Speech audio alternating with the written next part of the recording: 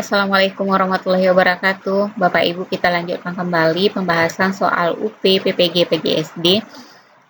Untuk tahun 2022, ini sudah bagian yang kedua sesuai dengan FR tahun yang lalu. Soal yang pertama, pernyataan di bawah ini yang merupakan karakteristik perkembangan peserta didik SD jika ditinjau dari segi aspek emosional adalah kecuali A. Kesulitan memulai sesuatu tetapi jika berhasil akan bertahan sampai akhir. B. Menampakkan marah apabila mengalami kesulitan di sekolah. C. Mulai muncul perasaan simpati kepada orang yang lebih dewasa. D. Memiliki rasa humor yang diekspresikan dalam lelucon praktis. Nah, untuk karakter anak SD, ini kecualinya adalah yang E. Jawabannya adalah yang C. Mulai muncul perasaan simpati pada orang yang lebih dewasa. Ini sudah merupakan ciri perkembangan dari usia remaja atau anak SMP. Soal kedua, perkembangan perilaku moral dan perkembangan konsep moral merupakan fase-fase perkembangan moral yang harus dicapai seorang anak.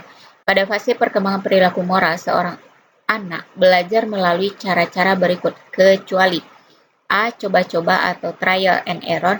B. Pendidikan langsung.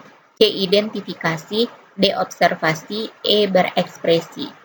Jadi kalau untuk perkembangan moral seorang anak, yaitu bisa dengan coba-coba, pendidikan langsung, identifikasi, dan berekspresi. Jadi kecualinya itu adalah observasi. Soal ketiga, dalam proses pembelajaran matematika, khususnya ketika guru mengaitkan materi pelajaran dengan kebutuhan sehari-hari, maka guru telah berupaya agar pembelajaran memungkinkan bagi guru untuk mengidentifikasi minat peserta didik terhadap A. Kesehatan, B. Status, C. Penampilan, D. Pekerjaan, E. Perilaku sosial. Jadi kalau untuk pembelajaran matematika mungkin ini berkaitan dengan pekerjaan.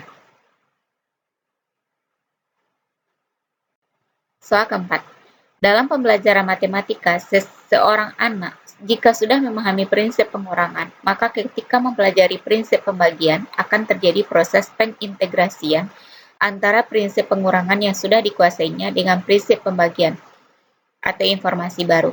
Dalam teori belajar kognitif ini termasuk pada tahap A. Asimilasi, B. Akomodasi, C. Ekuilibrasi, D. Operasional, E. Praoperasional.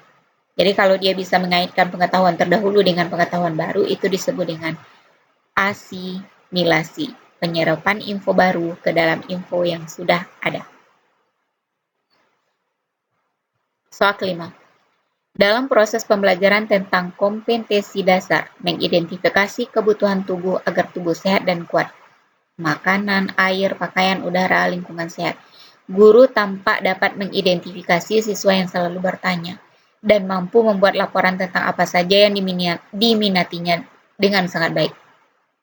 Berdasarkan uraian di atas, dapat dikatakan bahwa guru dapat mengidentifikasi minat terhadap A. Seks, B. Penampilan, C. Kesehatan, D. Pekerjaan, E. Aktivitas sosial.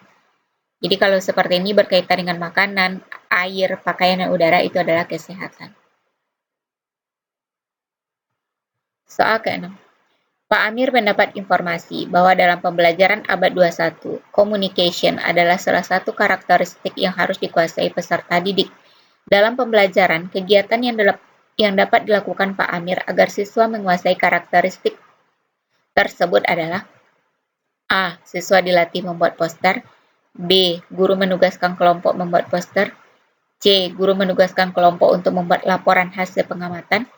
D. Guru membuat soal dan mendorong peserta didik untuk memecahkan masalah. E. Peserta didik mengungkapkan gagasan dalam presentasi sementara teman satu kelas mengkritisi apa yang disampaikannya.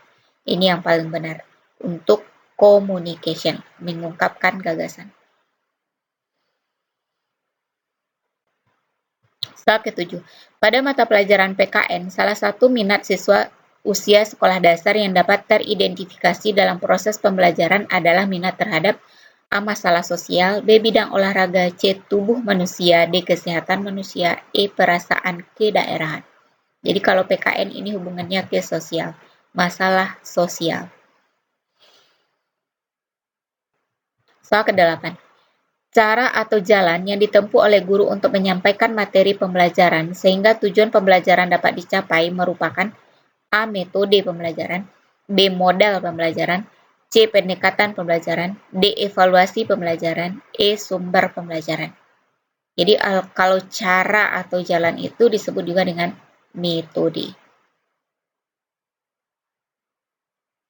Soal ke-9.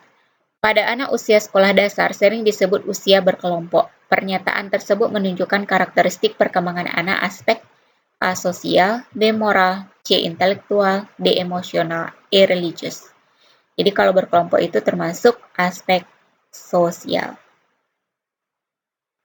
Soal terakhir. Apabila dalam proses belajar, peserta didik melakukan sesuatu sampai dengan mendapatkan respon yang tepat sesuai dengan apa yang diinginkan, serta menghilangkannya apabila dirasakan tidak sesuai. Hal ini merupakan prinsip belajar dari A. Shaping, B. Konseptualisasi, C. Stimulus respon, D. Trial and error, E. Conditioning. Jadi, mencoba-coba sesuatu itu termasuk ke dalam trial and error. Demikianlah Bapak Ibu pembahasan soal untuk pertemuan kali ini. Semoga bermanfaat dan semoga Bapak Ibu lulus PPG tahun ini. Amin amin ya robbal alamin. Demikian saja. Assalamualaikum warahmatullahi wabarakatuh.